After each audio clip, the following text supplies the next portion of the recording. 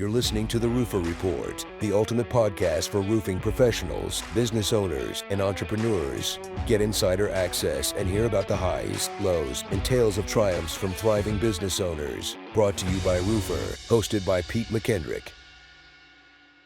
Hey everybody, welcome back to the Roofr Report. I am your host, Pete McKendrick, and we continue throughout the year here. We've done our Roofer of the Month, and we've had some just phenomenal guests on, getting some backstory on their business, and this one's going to be no different. We are joined by Hannah Smith of Smithrock Roofing out of North Carolina, and super excited to have you on, Hannah. I've heard nothing but good things about you guys from our partnership team. I know you guys came to us through our ABC partnership.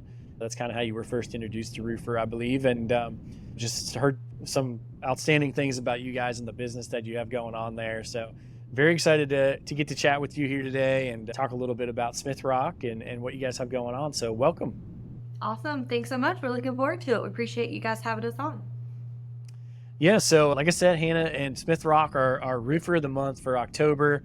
And that's been a great series. We've been able to showcase some of our roofer champions, but also just some roofers that have done some incredible things in a short amount of time with their business. So let's get into a little bit, Hannah. Just how long have you guys been in business? What's the makeup of your company? Just kind of give the listeners the lowdown on a little bit on Smithrock. Yeah, absolutely. So we're entering into our 9th year of business. My husband started the company, so I don't get the credit for that. I was along his side though the whole time, so I was in the background like pushing him forward, like, yeah, let's do it. That counts. Like, right, let's start a roofing company. We were pretty young whenever we got started with it. So I was in culinary school actually, and he was coming out of landscaping, and he had worked in the construction industry with his uncle, and his uncle done a lot of roofing and kind of showed him, well, being in that, he saw the real need for honest contractors. Not saying his uncle was, so don't get me on that one. He really learned a lot from his uncle, but he saw the need though, because they were so busy and just stretched thin because of the fact that people don't trust people anymore because they're not honest. And so that's kind of how the whole idea blossomed of starting the company. So yeah, we started. Like I said, this is our 9th year, and I came in, like I said, always been kind of around, like the cheerleader. I heard someone call the women the dream filter. So whenever their husbands come to them with all their crazy ideas, they filter them out and help them refine. So I've like been in the background doing that for a long time, and decided about a year and a half ago to come on full time. And right at the time that I came in full time was whenever you have a bunch of men running a roofing company and like the proposals going out and the numbers, and I'm like I immediately have an anxiety attack. I'm like, this is not gonna work. I cannot do this. And so I come in and I've done my own research and found Roofr and was like, oh, this is gonna be great. And my husband was a little hesitant to take the jump, and then the ABC pilot come out, and the rest is kind of history from there. But yeah, it was a big jump for us with me coming in full time and kind of reinventing the wheel. And so we made it though. So that's kind of a condensed story of where we started and kind of where I'm at with the company now. And of course, my husband's still involved in the day-to-day procedures. And so yeah, that's kind of a quick analogy, I guess. Nice. What is the makeup of your company as far as like how many employees you guys have? You said you're in your 9th year of business, so obviously you guys are pretty established now. And so what's the makeup of like your employees, and what type of business are you guys doing? Are you mostly retail? Are you guys mostly insurance? Like what are you guys tackling there? Yeah, so it's been an interesting dynamic because we don't have a ton of, I guess, data to kind of go back to source, but my husband's focus when we started was to grow the company slow. He never wanted to get in over his head. He's always been a very cautious approach to things. So we've been very slow in establishing and building the business to where it needs to be. So we're relatively pretty small to be in our 9th year. We have 3 sales guys, an office manager. We have 2 project managers, and then me and my husband involved in the day-to-day. And then we're obviously actively hiring. And so we're constantly trying to grow. But we do primarily, whenever I came on, it was all residential, honestly. We didn't do any commercial, or we did commercial, excuse me, but we didn't do any insurance work. And that was just kind of a daunting task for my husband, whatever. He's like, I ain't got time to deal with the adjusters and all that junk. And so when I came in and brought in a little more patience and like, hey, this is definitely realistic. We kind of jumped into that scope of things. And then we had a really great storm like 3 weeks after I started full time with the company. So broke me in right there. And so our business last year was probably, I would say, close to 50-50 insurance and retail. Wow. And so we were to factor in, I would say, half and half retail insurance, and then maybe about 10% commercial. So we really started to kind of break the ceiling on the commercial this year with everything that we've done. So. Yeah. Well, I like the fact that you guys have kind of grown slowly, right? And kept it where it's manageable and that you guys felt comfortable running it. I think that obviously when we start out, especially if you find success early on, it's very easy to kind of get in over your head and commit to too many different things. And I know that you guys always done, I know you guys do a bunch. I was reading a little bit about you, and you do a number of different trades. You do like windows and siding and gutters, and besides just roofing. Have you guys always done that, or did you guys start off doing just roofing and then kind of evolved into those, or are those something that you tackled from day one? Yeah, it's always been a skill set of my husband. So whenever we started, it was he was doing everything, which is so crazy. We laugh about it often. We'll be sitting on our porch unwinding from the evening, and we're just like, remember whenever you were out roofing right now? And just laughing about it. But it all unfolds because you're out at a job and someone has a roof done. Like, hey, anybody do the siding job, or I need some new gutters hung. And so it was always something that was a skill set. So I guess the long answer is, yeah, we've always focused on all of these scopes of business, and we've just refined and grown those aspects of our business over the year to be able to focus on not only roofing, that's our bread and butter per se. We are a roofing company, but we also heavily focus on windows and gutters and siding and chimney caps and all of the above.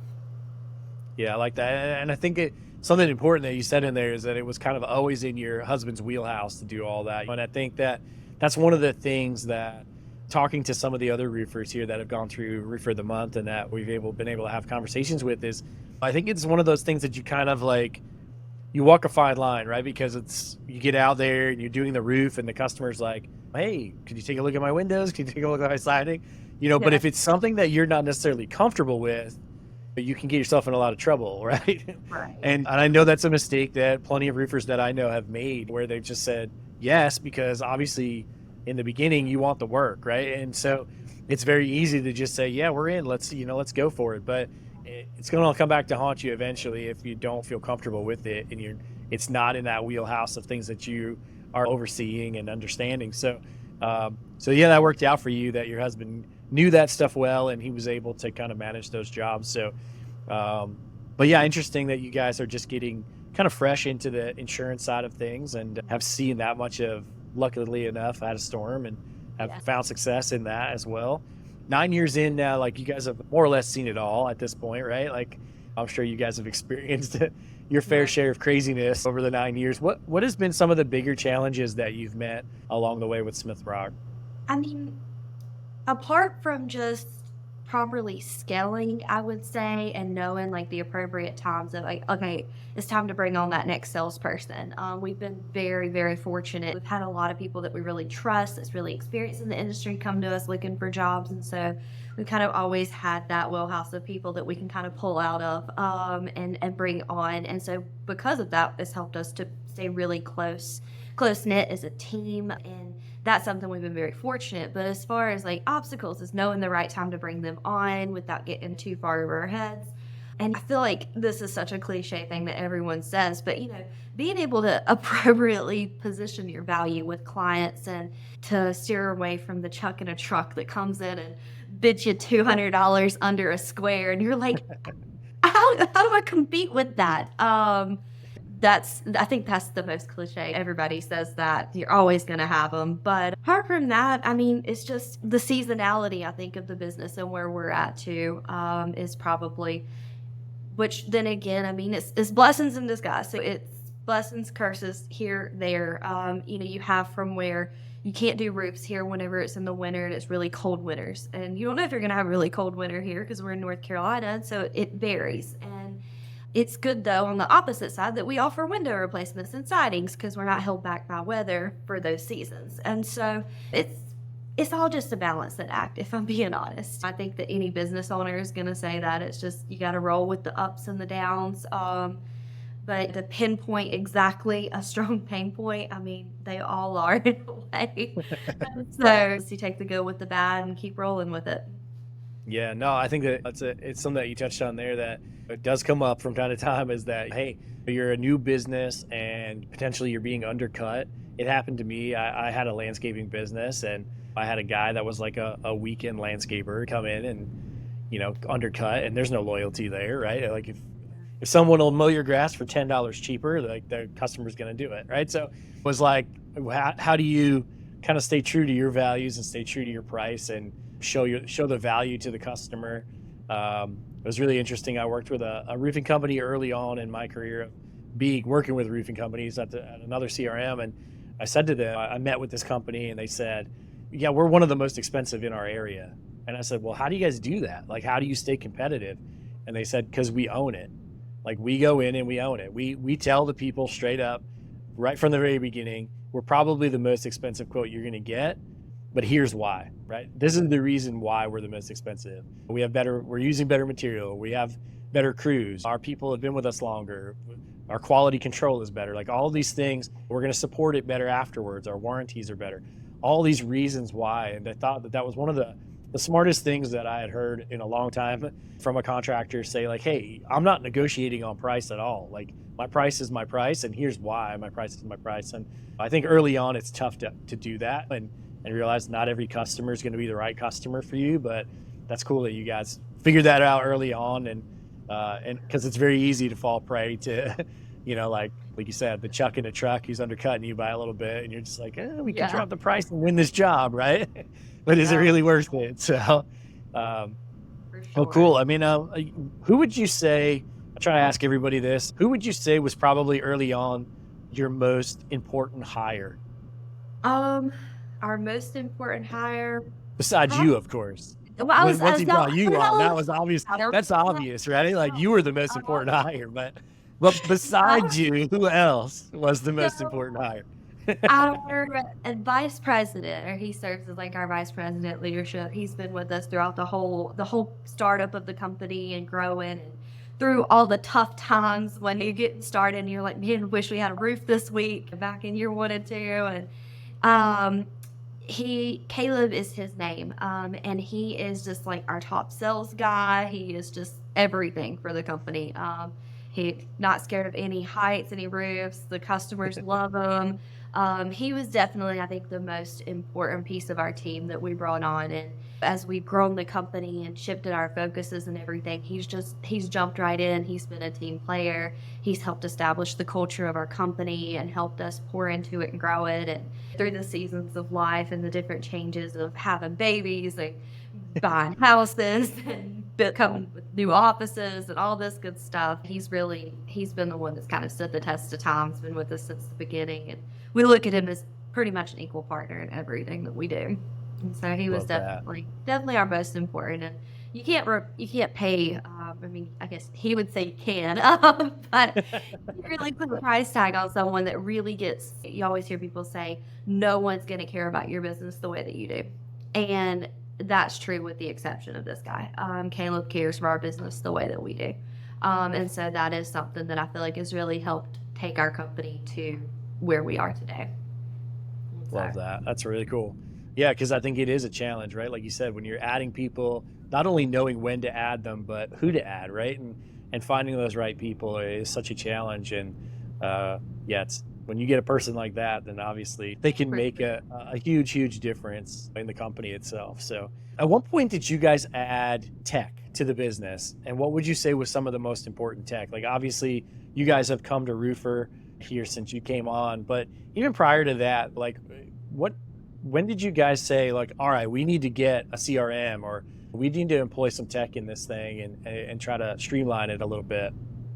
Yeah, so that was, I remember being part of the conversations and stuff. I had a full-time job at the time, but I remember being part of the conversations, and they were just like, we can't keep up. Like, I forgot about this person. I forgot to call this one back. And they're like, so we got to do something. And they're pushing the panic button over here. And so our office manager brought to us some software, CRM stuff, and was like, hey, let's just like at least start with this. So I remember vetting a few different programs, and I think we ended up settling on like Monday as a CRM, which I don't even think is like appropriate use in the full extent, but it served the purpose that we needed. Yeah, it worked, right? And then using scheduling, and so all that was our two probably most critical things. It's actually so embarrassing looking back out. I'm like, how did we operate a company this long? Which we've seen way worse in the industry, right? I mean, you see like the notebook paper, and the person's like, can you price match this? And they come up to you with a piece of notebook paper. We weren't that bad. But we had these like crappy quote orders that we just made a template online. I think our sales manager was using like PicMonkey and was going on there and making these templates, and would like print them out for our sales guys, and they'd fill them out, and like sometimes they'd forget to take a picture of the quote that they gave to the customer. I said in the embarrassing conversation, like, hey, can you send me a picture of that quote I gave you? So like these really fun growing pains. So yeah, that was exciting. And then taxes in here, like, where's that quote? Where's that job? But anyways, woo, we made it. Anyways, so yeah, that was some of the first tech that we brought on. Like, we thought, like, man, we're doing it now. And then I came on and like really started digging into like day-to-day ops, and was like, oh my God, we're not doing it, guys. We got to change this up. But yeah, that was kind of, and that was, if I had to guess, that was probably year two to three, somewhere in there, that they really started to like, hey, we can't keep up with this anymore. Like, we need some type of software, something to keep up with something. Then just struggled. I think we implemented a couple at a time, and then year like 5, 6 was really like getting painful again, because it's like, this isn't the job anymore. And Yeah. so that was pretty much where we started implementing the technology at. Like that. Yeah, no, it's definitely a challenge to know. I mean, we often talk to contractors, and we're like, knowing when to pull the trigger on something like a CRM. Like, obviously a CRM is a fairly large investment for a lot of contractors to make, like you said, early on. And you're like, we don't know when our next job's going to be, right? So it's like, do we spend the money and get a CRM or something like that? But, you know, so it is tough to kind of gauge when's the right time to employ that stuff. It's funny that you said the proposal piece, because that's one thing that we always tell contractors is like, hey, if you don't want to go the full route of bringing a CRM on because maybe you don't think you're big enough or busy enough at this point, still use a proposal tool, right? Still be competitive by having the ability to quote really professionally and to quote really efficiently, because that could make or break winning jobs. And that's obviously what you need most in the beginning. So we often will tell them, hey, if you're going to adopt anything, adopt a proposal tool early on. So it's funny that you mentioned the proposal templates and not being able to kind of keep track of that early on. Yeah, I mean, I've seen all kinds of stuff. Our guys are a lot happier that we have those too, because I stay off their backs. Because we came to Roofr probably 3 months after I started, and I'd already looked into Roofr, but we just weren't ready to pull the trigger because I was making all these changes coming into the company. My husband was like, "Can we just like pump the brakes a little?" He's like, "You're scaring the out of me," and I'm like, "Okay, fine." So we started building out our templates on like, I think I built it on like Apple Pages or something, and they looked really good. I was really proud of myself, and I actually had unknowingly like mimicked a Roofr proposal that I had seen, and I didn't know it was a Roofr proposal, and I had mimicked it and I loved it, but I still was like really on the guys because they weren't uploading, like after they sent the proposal, they weren't like uploading it to the CRM. So I'm still having to go like track it down, and since we've got the proposal tool now, it's like I just jump on there and bam, it's right there. Everybody can see it, and they like it because I don't call them every 20 minutes. Hey, where's this proposal? So it's been really, really helpful for us. No, it's good. And have you guys seen an improvement in just the amount of time that it takes to do things by going that route? Obviously, like you said, the time you're obviously for you, it's been a huge time saver because you're not having to chase people, right? Even for the guys, like you said, the guys are starting to really adopt it and like it. Are they seeing a big change in their day as far as the time it takes to do these type of things? Oh, insanely. Yes. Like a million times, yes. They, I think we timed it on just like an average proposal, being able to jump in, upload the cover photo, go through, make the changes because I already have all the templates built out for everything and just our standard re-roof. And I think we timed it the other day. If it's just like a standard re-roof, they can go in and upload the photo, revise the pricing off the measurement report that we've already have pulled, give the upgrade option to a pro or a better quality shingle, give our upgraded manufacturer's warranty, and change the name and send the email in less than 2 minutes. Wow, that's Yeah, crazy. this is insane. And so Yeah, that, to hold it, it's given us back days, months, and at some point probably years of our business. It's so true. Like I'm the biggest advocate for Roofer, for the proposals, for all of it. And so it's changed everything for us. that's fantastic. That's fantastic. So, what are you guys looking to do in the future, right? Like, what's the future hold for Smithrock? You guys obviously have done really well there locally where you're at, and now you're getting into the insurance side of things a bit. What are you guys looking to do, let's say, in the next couple of years with the company, and what's ultimately the goal for Smithrock? Yes, so that's a excellent question. It's a scary question, but it's exciting. So we have tremendously grown in the past year. So we're still catching our breath from that. But as we look to the future, obviously we want to continue to grow. So it's nothing major, I would say, for our growth goals. It's just to continue to scale our business to become more profitable. And I think that in the next 2 to 5 years, we'd like to open up at least another 1 to 2 locations, possibly. And so we fully intend for this to be a legacy business. So we plan for our son, if he's interested, to be able to have our business one day. And so we are very much so looking forward to seeing him grow in our company. Me and my husband both were brought up entrepreneurs. And so to be able to raise our children that way will be very exciting for us. But apart from that, we have a huge focus on impacting the community. So we have been impacted by a lot of people in the industry. And so in our goals, they all tie into how we affect the community. And so we have a new charity that we just launched called Shingle for Sneakers. And so we would love to see that just really, really take off. We donate a pair of shoes for every roof that we do. And so we are very much so looking forward to seeing that grow with the company and to just continue doing what we're doing and get better and better at it. And so we're never too smart to keep learning. And so I said that was probably our long-term goal. I love it. I mean, I love the community aspect of it. We often talk about being that roofer, that neighborhood roofer. Joe Hughes from Contractor Dynamics talks about being 5 Mile famous. Yeah. And so that community piece is such a big piece. And I think more contractors should take advantage of it and be part of it, because if we all do it, think of the impact we could have on the community. I know some of the roofers that I'm friends with, some of the events that they've latched onto or that their team has come up with that they're doing, some of the charitable work they're doing. Like, it's just unbelievable the impact that they're having in their small communities. And so that's awesome that you guys are doing some stuff like that and giving back. And ultimately it helps, right? Like, because now, like you said in the beginning, contractors don't necessarily are not necessarily a trusted group, right? And so that's really what you guys started your company on. And it's things like that that really get the community to buy in and trust you and builds that relationship with them, that you guys are that neighborhood roofer. You're that person that they know they can come to and trust to get quality work done. So that's awesome. A question for you really quick, because it's something that we've been talking a lot about here at Roofr and amongst myself and some of the contractors that I know, is the industry as a whole focuses a lot on sales, right? Like there's a lot of organizations out there and events out there to help boost sales and get more sales in the door, and how do we get more leads and stuff like that. And I feel like as a roofing community, we drastically overlook production.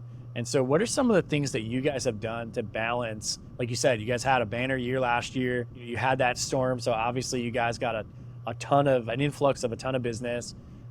What are some of the things that you guys have done at Smithrock to balance that relationship between sales and production, and not fall behind or not have things slip through the cracks? Yeah, so, oh goodness, that's a fine line, right? So, I mean, you Yeah. always want to be at that point of where you have this exponential growth that you see. But like you said, how do you keep that balanced? So that's really all falls on my husband. So I try to keep my hands off of that side. I try to keep our sales team lit up and excited and making sure we're handling everything. I wish that he was able to join us today because he's the one that really handles that all so beautifully. We have quite a few crews that we use, and I know that he was able to, with that growth, bring on people that were more dedicated just to solely working with us and not outside of the industry. We're all in the industry of subcontracted for the most part, and being able to have crews that are exclusive just to your brand and that aren't necessarily working with anybody else that you could bring on in-house full-time. I think that was huge for us, is being able to have those exclusive crews working only for us in-house, to keep the production flowing smoothly and kind of building with the growth that we were seeing on the sales side of things. But in more depth, that would be something that I would let him handle because it makes my head start spinning. I'm just like, I don't care how the sausage is made. I just make it. I love it. Well, I think this has been fantastic.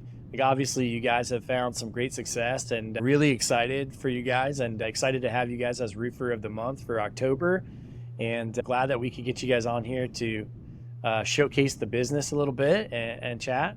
And so thank you, Hannah. Thank you for joining us, and excited that we could showcase you guys, and excited to be able to be along for the journey. Roofer obviously loves working with our contractors and supporting you guys as best we can, and so we're excited to be on the journey with you guys at Smithrock, and see you grow and see you continue to find success.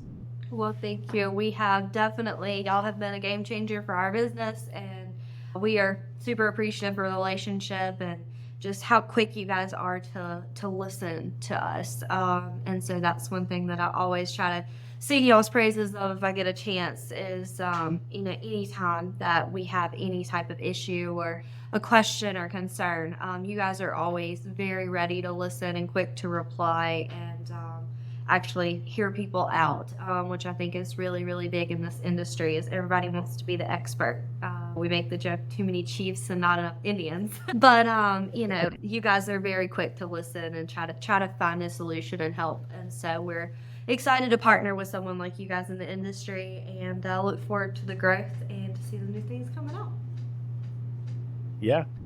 Well, thank you. And thank you, everybody, for listening in today and hearing a little bit about Hannah's story and Smithrock's story and everything that they got going on. And if you guys ever need some roofing help down in North Carolina, you know who to look for. So thank you guys for joining us, and we will see you next time on the Roofr Report. Thanks, everybody.